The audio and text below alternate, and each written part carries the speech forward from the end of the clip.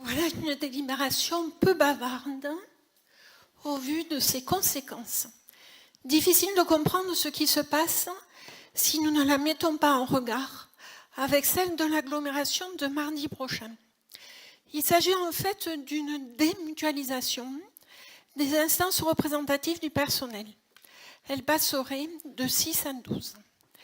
Pour les agents d'Albi, les sujets traités dans l'instance albigeoise avec des représentants albigeois, pour ceux de l'agglomération, ils seraient traités dans l'instance communautaire avec des représentants de l'agglomération, comme répondu en commission ressources. Ces instances paritaires permettent d'examiner tout ce qui concerne les agents, comme les conditions de travail, dont le harcèlement, la rémunération, le plan de formation, l'organisation des services, les protocoles de travail en période de canicule, etc. Curieusement, c'est une démutualisation des instances sans démutualisation des services, à l'exception notable du service juridique et commande publique discrètement démutualisé il y a quelques mois. Avec cette démutualisation des instances, sans démutualisation des services, les sujets communs à tous les agents seraient traités séparément et en deux fois, entraînant un dédoublement du temps de préparation et de réunion, un dédoublement des documents et le risque de traitement différencié des agents entre les deux collectivités. Les passerelles de travail sur des thèmes communs ou proches comme la petite enfance, la voirie, l'urbanisme, seraient examinées, découpées, empêchant une vision globale alors que les défis sociaux, climatiques, énergétiques l'exigent. Et cette démutualisation se fait encore une fois au forceps, comme la mutualisation des services au précédent mandat. La méthode reste la même, brutale, non négociée, sans objectif affiché, dont le sens échappe à toute logique. Démutualiser ces instances en conservant la mutualisation des services affaiblit de fait la capacité de défense et de proposition des agents dans un contexte de grande fragilité des ressources humaines, liée en bonne partie à la mutualisation initiale à la USARD. Ces conséquences ont été confirmées par l'audit de 2023.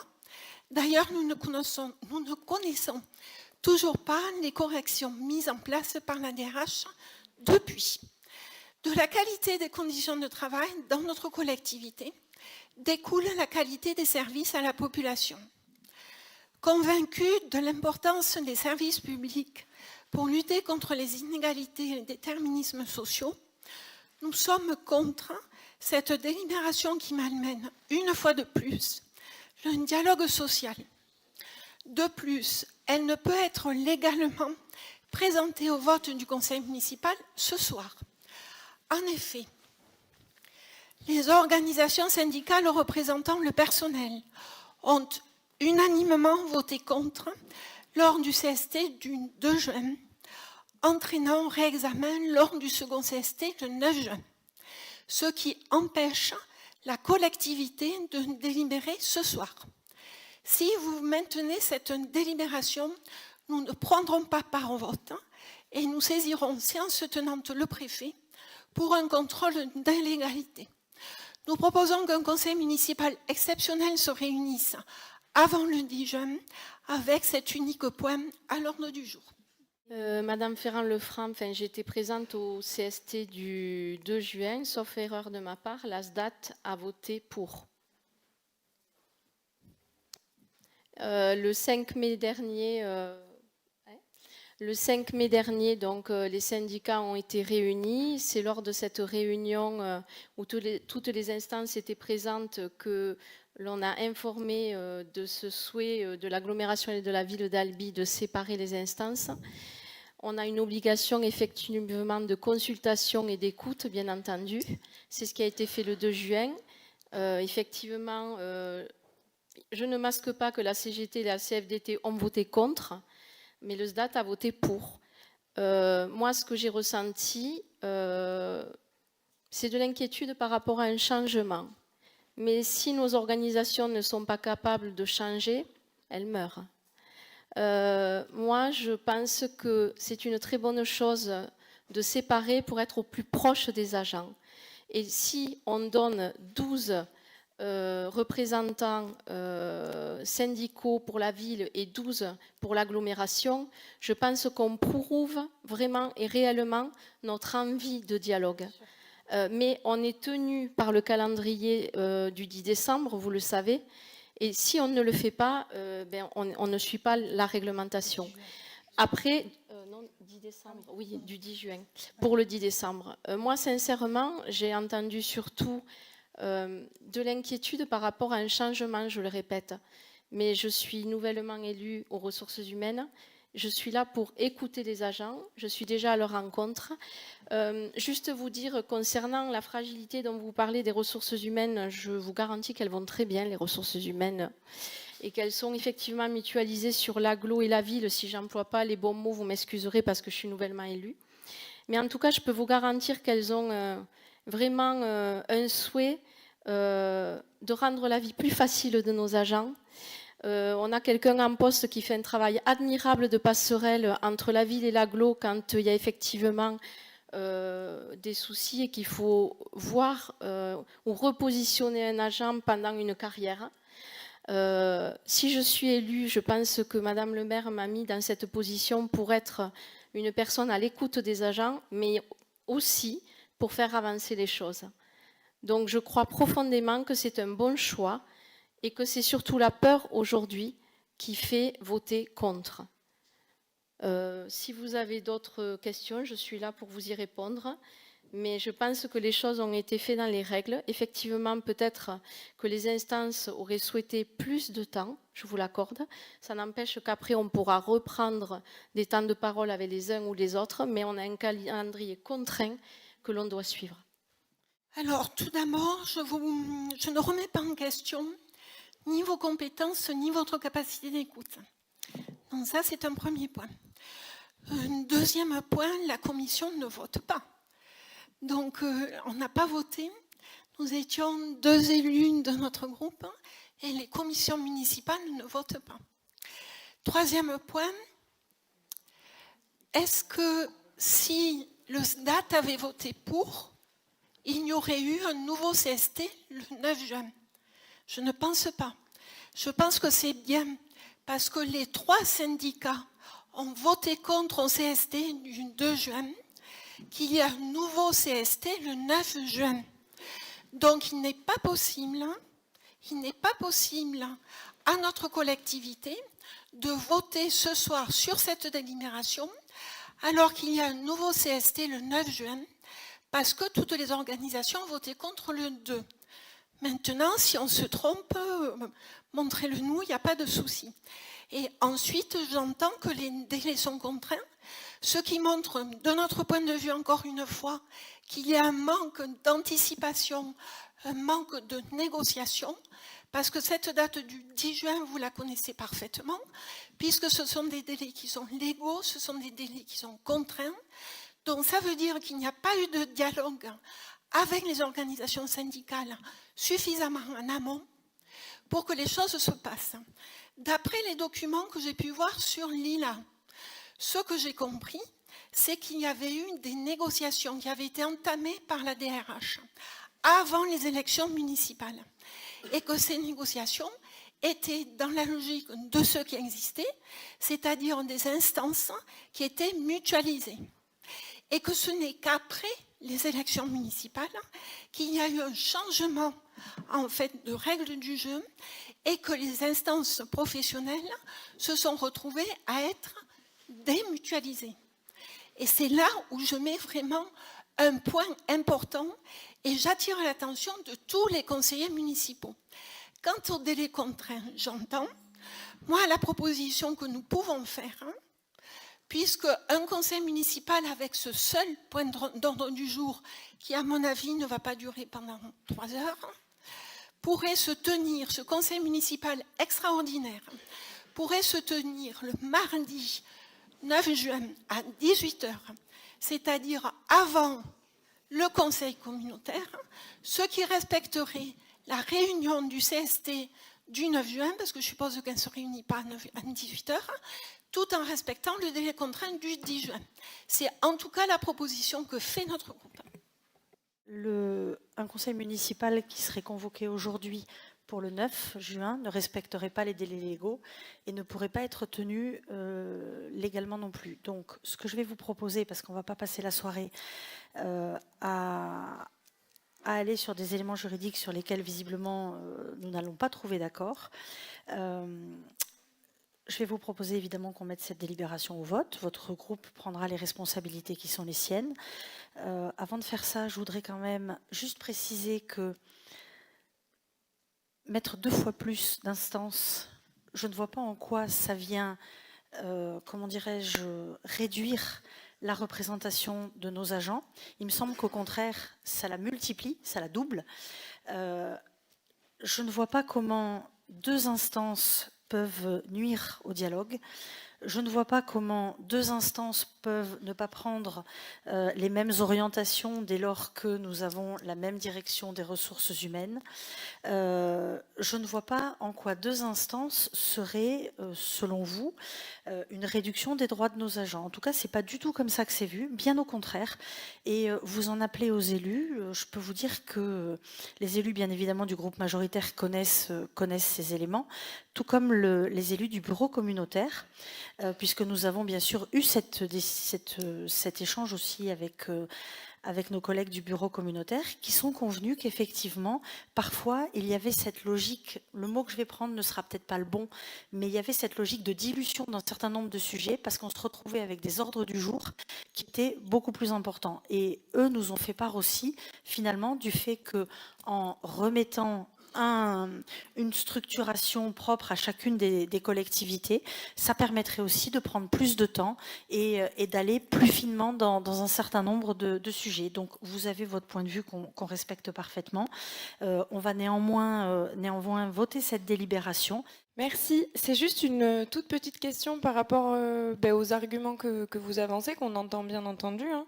Mais si les ordres du jour, comme j'étais présente aussi en commission ressources organisation, sont trop importants et que les délais actuels sont assez contraints pour avoir présenté cette démutualisation il y a à peine un mois aux syndicats et puis aux agents, pourquoi est-ce que vous organisiez pas plus de réunions parce que je sais qu'il y a un nombre minimum de CST à convoquer, mais quand les ordres du jour sont trop lourds, on peut en organiser plusieurs. Il n'y a pas un maximum à ne surtout pas dépasser dans le dialogue social. D'où l'intérêt de les séparer, parce que du coup, les ordres du jour, s'ils sont... moi, j'ai assisté à mon premier CST, je vais vous donner un exemple, hein, c'était le 2 donc. Il y avait 4 points à cet ordre du jour. Il y avait Sylvie qui est élue à l'agglomération, excusez-moi, au RH, j'ai oublié son nom, et moi-même qui suis élue à la ville. Il y avait le maire d'une commune et il y avait 3 élus de la ville, plus bien sûr tous les syndicats. Force est de constater qu'il y a la moitié des élus qui ne servaient strictement à rien parce que ça ne concernait pas l'agglomération, ça concernait uniquement la ville. Donc, quelque part, les élus perdent du temps qu'ils pourraient mettre au service de la collectivité ou de la mairie autrement.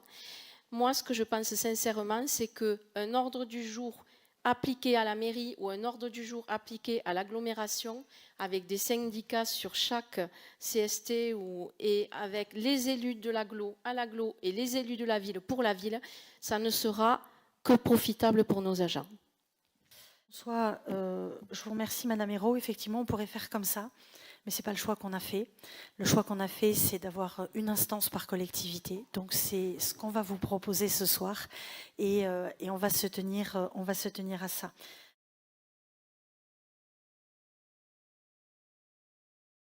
Je vais aller du coup, je ne vais pas dire à l'essentiel, mais déjà féliciter le travail de ce club, de l'ensemble des bénévoles, de l'ensemble des personnes qui sont engagées au sein de ce super club. Il y a quelques années, ni vous, Monsieur Mérancienne, ni moi n'étions élus. Une subvention exceptionnelle avait été accordée au Sporting Club albigeois en indiquant que s'il n'y avait pas de montée, la somme serait remboursée. Je crois ne pas me tromper. Quelle garantie y a-t-il à que cela, même si on ne parle pas de remboursement dans le cas présent, mais comment s'assurer que les engagements que vous indiquez sur cette délibération seront tenus dans le futur, vu que ça n'a pas été le cas par le passé? Merci. J'ai l'impression qu'il fait référence à quelques délibérations du passé. Et donc, je vais reprendre quelques éléments, et Raphaël Mérancienne complétera, bien entendu. Tout d'abord, si c'était à refaire, nous le referions. C'est-à-dire que le soutien qu'on a pu amener au Sporting Club Albigeois par le passé, et à d'autres clubs, si c'était à refaire, nous le referions. Parce qu'effectivement, la dynamique sportive, et je ne parle pas seulement des équipes seniors, la dynamique sportive est bien réelle à Albi. Donc on continuera comme on l'a fait par le passé, on continuera à l'avenir, effectivement, à laisser la porte ouverte aux clubs qui peuvent connaître ponctuellement, ici ou là, quelques difficultés, dont on espère effectivement qu'elles seront passagères, mais on n'est pas à l'abri d'un club ou d'un autre qui connaissent des difficultés, et on sera là. Si je peux compléter, c'est exactement, je suis tout à fait d'accord avec ce qu'a dit Michel, en allant dans le même sens. Aujourd'hui, le déficit, il est divers. Hein. Le déficit du club, il n'y a pas que d'un facteur. Il y a notamment, on en a parlé tout à l'heure, vous en avez parlé, des déplacements. Aujourd'hui, il y a des déplacements très longs qu'on n'auront plus l'année prochaine. Il y a Monaco, Cannes, Londvik, qui est à côté de Dijon, Châteaunois aussi, avec normalement des déplacements qui seront beaucoup plus favorables, notamment à Montpellier, Arlac, Rodez aussi. Donc déjà, ça va réduire aussi le coût des déplacements. Deuxième partie, je pense que nous sommes tous conscients du contexte économique aujourd'hui qui est compliqué, qui est complexe, et certains partenaires privés aujourd'hui se sont retirés, ce qui a fait que du coup, par rapport au prévisionnel, on n'était plus bon. Mais pour autant, on est sur un club qui se réinvente en permanence et qui essaye d'innover. Et pour cela, il y a un poste qu'ils ont supprimé, donc ce qui fait 30 000 € d'économie, notamment pour le club. Il y a également 2 apporteurs d'affaires qui ont été rentrés là récemment sur l'année à venir, justement pour pouvoir aller chercher des partenaires privés. Et il y a également tout un tas d'événements qui sont en train de proposer, notamment avec le club affaires, que je vous invite à aller voir. Ce soir, notamment, il y a une soirée, justement, un tournoi de foot inter-entreprise qu'ils organisent aussi pour justement se réinventer et également rentrer un peu d'argent pour le club. Donc voilà, ils ont un projet qui est ambitieux, un projet qui est intéressant, et justement ils veulent être à l'équilibre la saison prochaine. Donc nous, de toute façon, on les soutiendra et on sera avec eux pour la prochaine saison.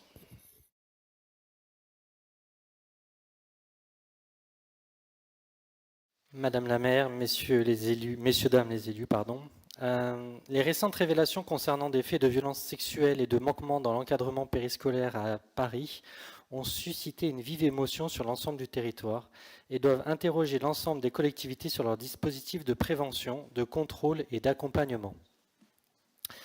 Pouvez-vous préciser quelles mesures sont actuellement mises en œuvre à Albi pour garantir la sécurité des enfants accueillis dans les temps périscolaires et extrascolaires? Plus précisément, concernant les dispositifs de recrutement, de contrôle et de vérification des antécédents des personnels et intervenants, concernant les formations qui sont dispensées aux agents pour repérer et signaler les situations de violence sexuelle ou de maltraitance, concernant les protocoles de signalement et d'accompagnement des victimes existants aujourd'hui, concernant les efforts éventuels prévus par la municipalité si la situation le nécessite afin d'éviter des drames à Albi. Je vous remercie. Il est une marque de fabrique de nombre des interventions et questionnements de votre groupe, leur caractère anxiogène et l'idée que les agents employés par la ville pourraient très mal faire leur travail, voire, comme dans le cas d'espèces, commettre des actes d'une extrême gravité. Et je dois dire que dans l'actualité récente, moi, ça ne me fait pas rire ce que je suis en train de dire. Comme je le fais toujours, je vais m'employer à vous rassurer et à saluer leur travail, tout en mettant en évidence les précautions et les dispositions prises par la ville s'agissant d'agents au contact d'enfants. Conformément à la réglementation en vigueur, chaque professionnel intervenant auprès des mineurs fait l'objet de vérifications administratives nécessaires, notamment en matière d'honorabilité et d'aptitude à exercer des fonctions auprès d'enfants et d'adolescents.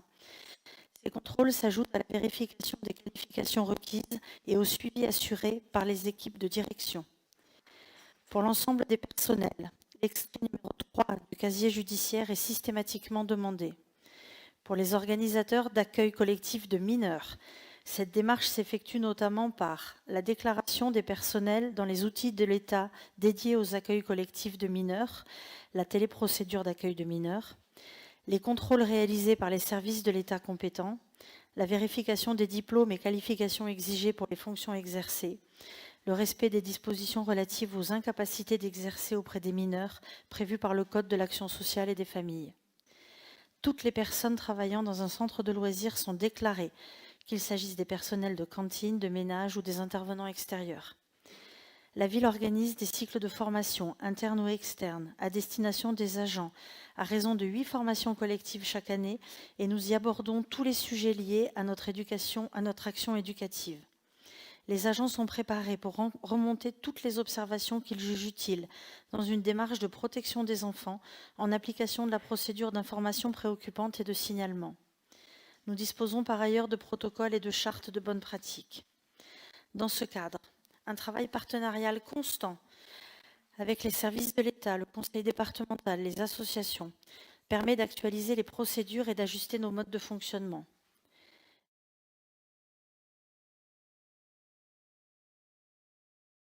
Les infirmiers libéraux, de par la loi adoptée en juin 2025 et le décret de décembre 2025, sont tenus d'assurer la continuité des activités de soins.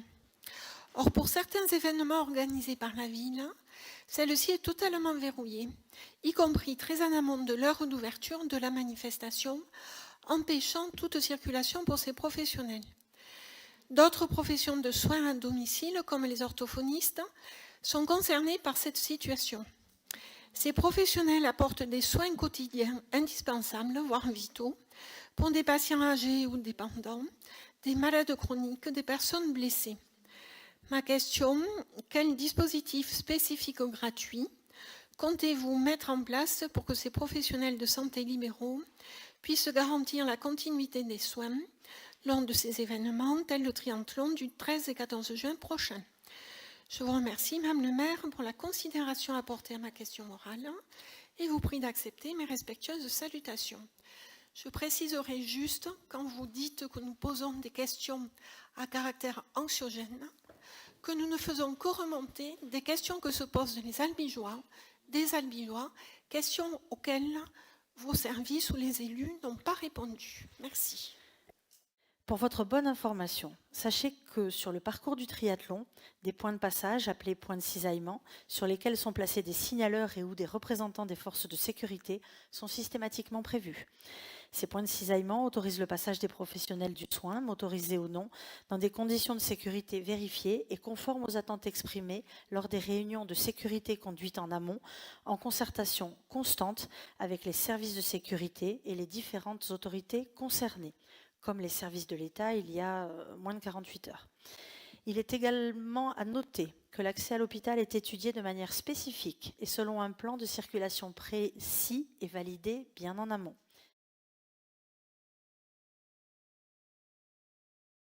Avec le retour des chaleurs, les moustiques tigres ont de nouveau pris leurs aises à Albi. Outre les désagréments, ils posent un réel problème de santé publique. Ils peuvent propager des maladies mortelles, la dengue, le chikungunya, le Zika, dont il faut s'inquiéter. Chaque année, davantage de cas sont recensés par l'ANSES en Occitanie. Nous sommes un département en vigilance rouge et il faut freiner la prolifération de ces insectes. Voici ma question orale. La solution TIS, technique de l'insecte stérile, proposée par l'entreprise montpelliéraine Terratis, peut-elle être tentée à Albi? Elle présente des résultats positifs à Montpellier, Lyon et maintenant Toulouse. Je vous remercie, Madame la maire, pour la considération apportée à ma question orale et vous prie d'accepter mes respectueuses salutations. Christophe Mandigral. Alors, les services de la ville n'ont pas attendu votre question pour étudier l'ensemble des dispositifs connus ou expérimentés, à ce jour bien sûr, pour traiter de ce sujet qui est tout sauf une spécificité albigeoise. On comprend que là encore, il fallait agiter le spectre de la maladie. La première conclusion qui s'impose est qu'aucun de tous ces dispositifs ne donne entière satisfaction. S'agissant de celui dont vous faites la publicité aujourd'hui, la question n'est pas de savoir si cette technique peut être testée, mais de définir plutôt le ou les sites où effectuer des lâchers tests de mâles stériles, puisque c'est ce dont il s'agit. C'est l'objet d'une étude en cours auprès de nos services. On poursuit par ailleurs le traitement des eaux stagnantes à raison de 2 ou 3 campagnes par an. Et enfin, la réponse la plus naturelle, vous le savez, et Bruno Layeug l'aurait dit également, repose sur notre action exemplaire, collective et reconnue en matière de biodiversité.